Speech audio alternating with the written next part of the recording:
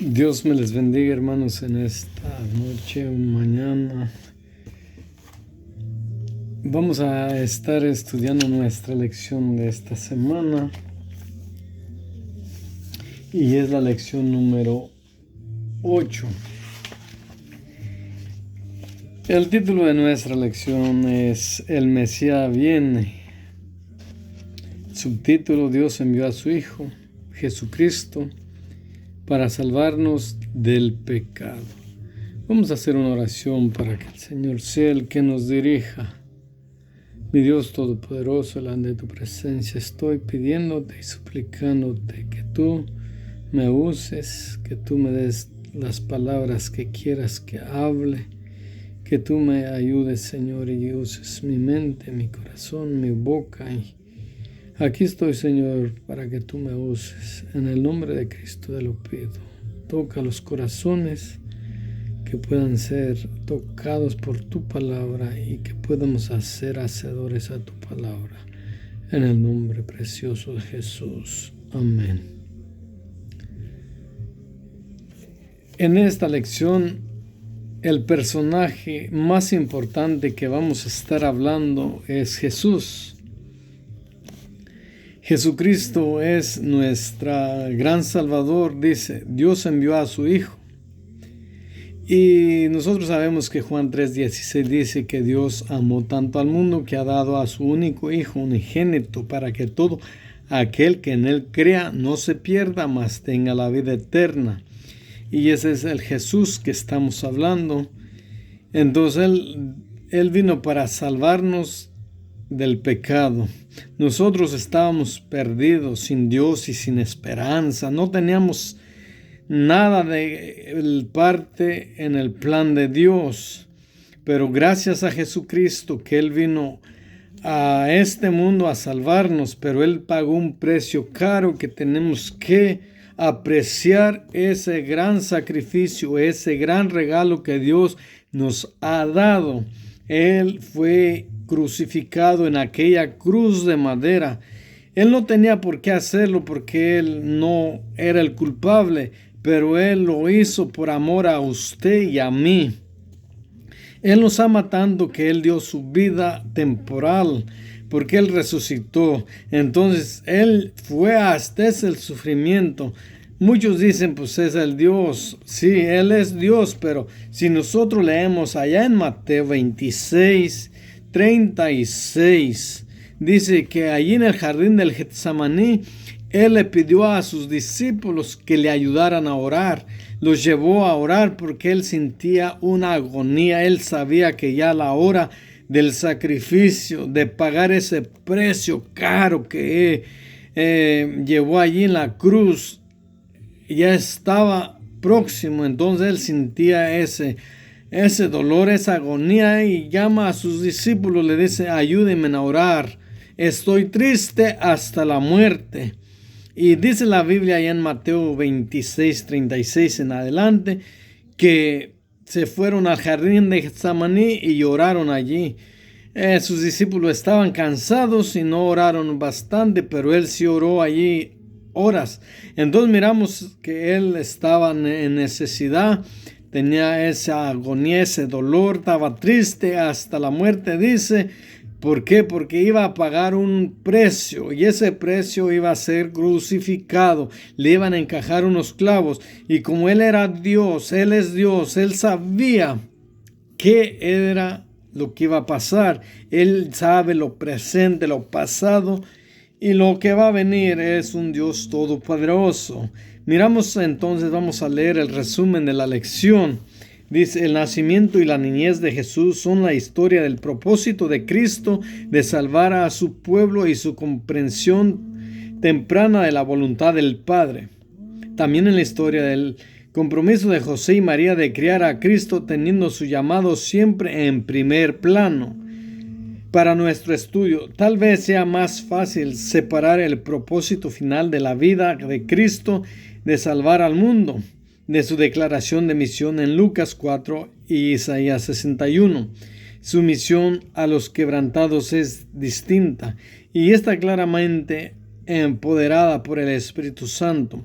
Al final hay una innumerable manera de relatar la crucifixión y resurrección, tal vez un estudio minucioso del libro de Juan nos ayuda a examinar el evento desde una nueva perspectiva. Este es el resumen de la lección. Nos dice entonces que Él fue crucificado y resucitado. Qué hermoso, hermanos, porque si Jesús nomás haya estado muerto y no haya resucitado, usted y yo y todos los cristianos, dice Pablo, que fuéramos los más miserables. O sea, que no tuviéramos esperanza, pero gracias a Dios, gracias a Jesús por su resurrección, porque es allí donde está nuestra esperanza. Él resucitó, Él venció la muerte, Él venció todo y ahora nos espera allá en el cielo. Él va a regresar en las nubes por usted y por mí. Si no le fallamos, si seguimos firmes en sus caminos, si seguimos adelante en los caminos del Señor. Vamos a estar leyendo el punto número 1. Dice, el nacimiento y la niñez de Jesús. Miramos este acontecimiento en Mateo 1:18 y 24, en Lucas 2:41 y 52. Dice Mateo 1:21, y dará a luz un hijo, y llamará su nombre Jesús, porque Él salvará a su pueblo de sus pecados. Wow, dice, y dará a luz un hijo, llamado su nombre Jesús, porque Él salvará a su pueblo de sus pecados. Y miramos, hermano, que esto ya estaba desde el principio, desde que el hombre le falló a Dios allá en el huerto del Edén. En Génesis dice que Adán y Eva fallaron y que dice la palabra que el diablo los engañó, pero que él iba a mandar a alguien que le pegara duro, que le pegara en la cabeza al diablo, y esto lo hizo. Dice, tú nomás fue un toque en el tobillo, pero yo voy a mandar a alguien que te pise la cabeza. Y así es esta escritura. Y miramos todos los profetas que han profetizado de Jesús. Miramos a David, miramos a Samuel, a Joel, a Isaías, y muchos profetas del Antiguo Testamento estaban profetizando de este Mesías que ya venía, y Él vino. Entonces Dios usó a la Virgen María para ser un instrumento para que Jesús viniera como niño, y Él creció. Y y María y José fueron un instrumento, sus padres de Jesús, en esta tierra. Pero Dios todo sabe todas las cosas. Él usa a las personas, a los hijos, a las hombres y a la mujer que son fieles, que son vasos limpios para la honra de Dios. En estos días Dios está buscando todavía gente que esté dispuesta a alabar y glorificar y ser fiel al Señor. Vasos limpios, puros para la honra de Dios. Todavía Dios está buscando, y pues desafortunadamente no hay muchos. Y vamos a leer Lucas 2:49. Dice, entonces Él dijo, ¿por qué me buscáis? ¿No sabéis que en los negocios de mi Padre me es necesario estar? Entonces miramos aquí que José y María fueron los padres de Jesús, y fueron y buscaron en una ocasión a Jesús y no lo encontraban, pero éste estaba en los negocios de su padre. Y él estaba enseñando la palabra de Dios. Y dice el 51, y descendió con ellos y volvió a Nazaret, y estaba sujeto a ellos, y su madre guardaba todas estas cosas en su corazón. Entonces Jesús estaba enseñando la palabra de Dios a aquellos fariseos, a aquellos gente que sabían de la ley. Entonces era por eso que no encontraban a Jesús. Y dice en el 52, y Jesús crecía en sabiduría y en estatura y en gracia para con Dios y los hombres. Miramos que el niño ya estaba creciendo en sabiduría, en gracia, y él era un niño muy sabio, un niño muy inteligente. ¿Por qué? Porque es Dios. Y pues Dios es sabiduría, Dios es poder. Y dice Mateo 1, 18 y 24. Sigue el registro de autor acerca de la genealogía de Jesús.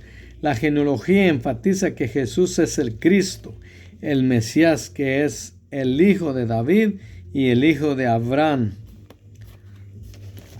Dice, las primeras dos verdades sobre la persona de Jesús se enfatizan en los versículos 18 y 24. Jesús es el Mesías tan esperado y prometido del pueblo judío.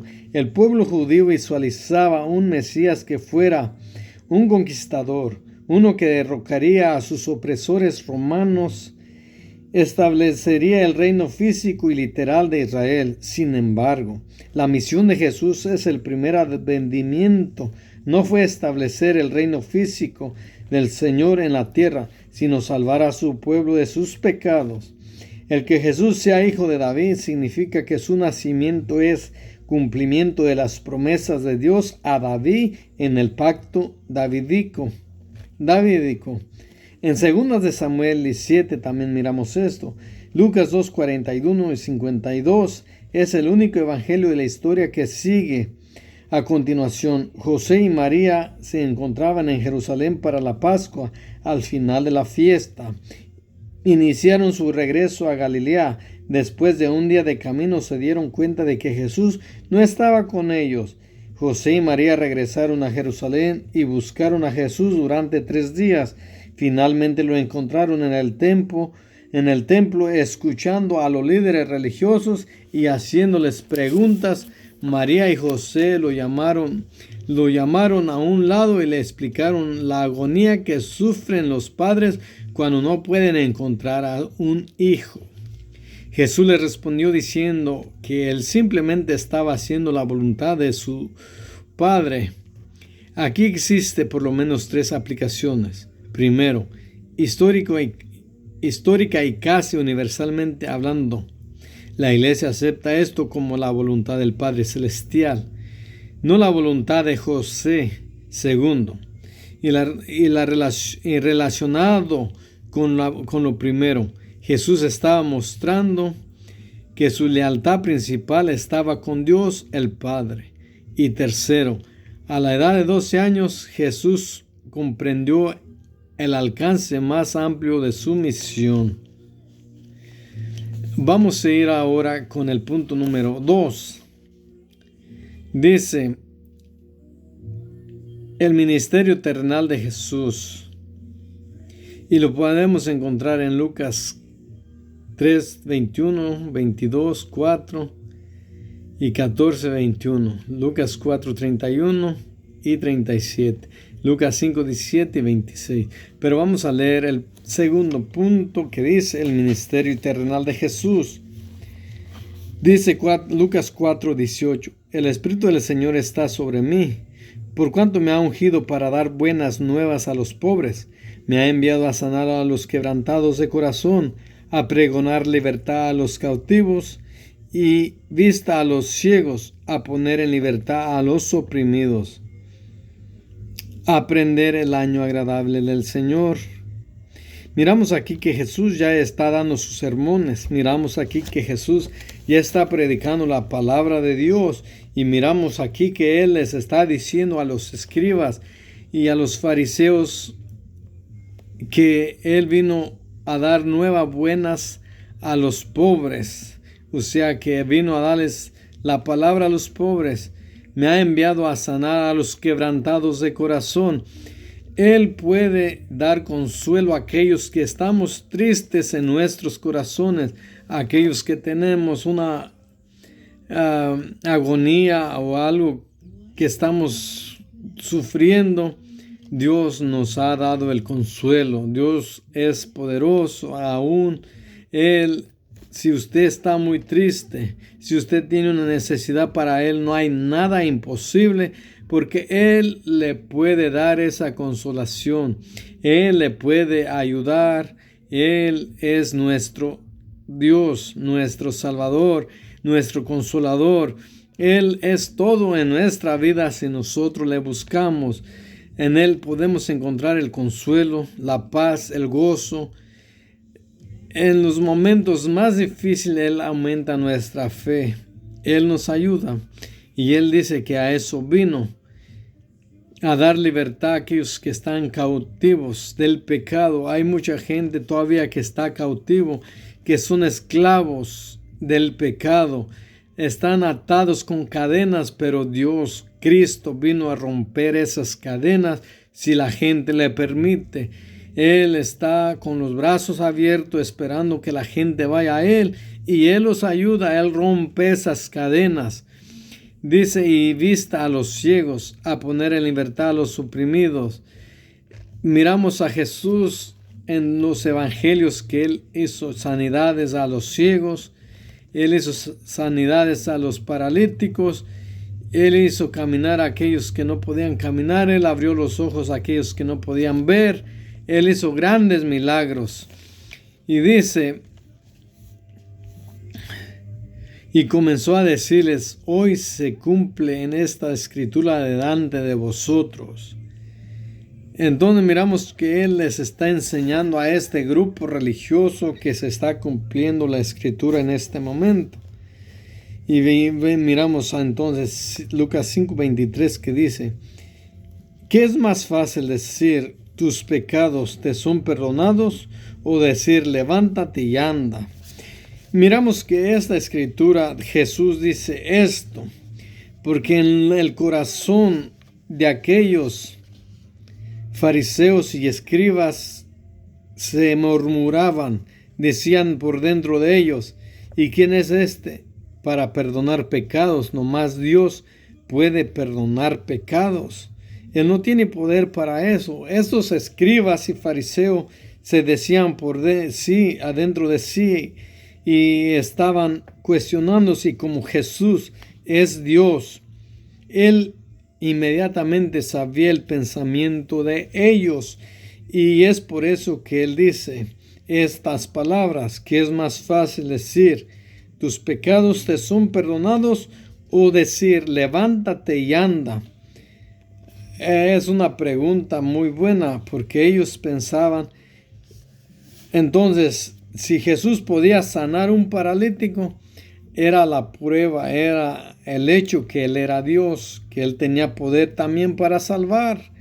Entonces, Él le dice, y dice el 24, pues para que sepáis que el Hijo del Hombre tiene potestad en la tierra para perdonar pecados, digo al paralítico, a ti te digo, levántate, toma tu lecho y vete a tu casa. Al instante, levantándose en presencia de ellos y tomando el lecho en que estaba acostado, se fue a su casa glorificando a Dios. Qué hermoso, miren. El mismo Salvador tiene poder para sanar, para hacer milagros. Una persona que no podía caminar, Él le dice, nomás con su boca, levántate y anda. Ese es Dios, ese es nuestro Dios todopoderoso, el Dios que en estos tiempos estamos sirviendo. En estos tiempos difíciles todavía Él está sanando. Si nosotros le pedimos con todo nuestro corazón, todas nuestras fuerzas, que Él sane a los enfermos, Él lo va a hacer, porque es el mismo Dios de aquel tiempo y de este tiempo y el Dios del futuro. A Él nunca se le va a acabar el poder. ¿Por qué? Porque Él es Dios. Él nos hizo y Él sabe cada una de nuestros, conoce nuestro cuerpo, y Él tiene autoridad sobre nuestro cuerpo. Él es el dueño de la vida. Él es el dueño de todas las cosas. Dios es poderoso. Aquí miramos en este libro, y en el Nuevo Testamento hay muchos milagros que Él hizo. Y aquí miramos que Él levanta a un paralítico. Él nos ha demostrado que Él tiene poder para sanar a los enfermos. Él en mi familia ha hecho milagros, ha sanado a mis familias. Y es por eso que yo en este día le alabo y le doy gracias. Le glorifico por su poder, por su amor, por su misericordia, porque Él vino a salvarme. Y no nomás a salvarme, a ayudarme en esta vida difícil. Él siempre está ayudándonos. Entonces miramos que Él es el mismo ayer, porque Él no nomás nos vino a salvar, a perdonar nuestros pecados, sino vino a estar con nosotros. El Espíritu Santo está con nosotros, ayudándonos a vencer las tentaciones, ayudándonos a redargullernos, a guiarnos por los caminos que Él quiere que vayamos, porque es un mundo difícil, sin Él no pudiéramos. Y por eso Él es todo en nuestra vida.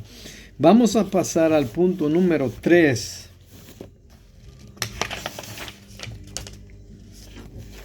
Muerte y resurrección. Juan 19, 16, 18, 28 y 42. Juan 21, 11 y 22. Pero vamos a mirar aquí donde dice Juan 19, 17. Él cargando su cruz salió al lugar llamado de la calavera y en hebreo Golgata. Allí el 18 dice, y allí le crucificaron y con él a otros dos, uno a cada lado y Jesús en medio. El 21 dice, el primer día de la semana María Magdalena fue de mañana siendo aún oscuro al sepulcro y vio quitada la piedra del sepulcro. Fue entonces María Magdalena para dar a los discípulos las nuevas de que había visto al Señor y que le había dicho estas cosas. Cuando llegó la noche de aquel mismo día, el primero de la semana, estando las puertas cerradas en el lugar donde los discípulos estaban reunidos por miedo de los judíos, vino Jesús y puesto en medio les dijo, paz a vosotros. Vamos a ir leyendo versículo por versículo. Dice, y él cargando su cruz, salió al lugar llamado de la calavera y en hebreo Golgata. Después de que Herodes no pudo hacer nada para que aquel pueblo que crucificó a Jesús, aquellos fariseos y escribas que conocían según ellos la ley, le cargaron esta cruz pesada y lo llevaron a un lugar para crucificarlo que se llamaba la calavera. Entonces aún Jesús cargando esa cruz. Dice la escritura que le daban golpes, bofeteadas, le daban chicotazos. Entonces lo apedreaban. Entonces aquella gente no apreció el regalo tan precioso que Dios dio a este mundo. Ese regalo tan hermoso que Dios dio a este mundo, esa gente no apreció. Esa gente despreció, no aceptó ese regalo precioso y lo llevaron a este lugar, la calavera, para crucificarlo. Dice, y allí lo crucificaron y con el otro, dice, y con él a otros dos, uno a cada lado y en medio Jesús. Allí estaban otros dos malhechores, otros dos que sí eran pecadores, uno a la izquierda y otro a la derecha. Entonces miramos que Jesús fue crucificado por estos fariseos y por esta gente. Y miramos que no pudieron apreciar ese regalo que Dios dio a este mundo. Pero todo esto era para que la Escritura se cumpliera. Pero de todas maneras, nosotros en estos días debemos de apreciar este precioso regalo que Dios ha dado al mundo, a Jesús, porque podemos crucificarlo con nuestros hechos, con nuestros pecados, con nuestras maldades. Él ya no necesita ser crucificado. Él ya fue, pero nosotros con nuestra desobediencia, Él lo estamos crucificando otra vez. Este precioso regalo que es Jesús, le encajaron unos clavos, sus manos estaban sangrientas.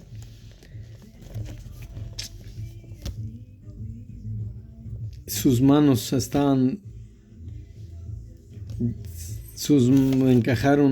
él les dolía, es Dios, pero él estaba sufriendo. Entonces debemos pensar en eso, que Él vino a pagar un precio. Y Dios nos ayude y podamos apreciar este hermoso regalo. Dice el 18, fue entonces María Magdalena para dar a los discípulos las nuevas de que había visto al Señor y que Él había dicho estas cosas.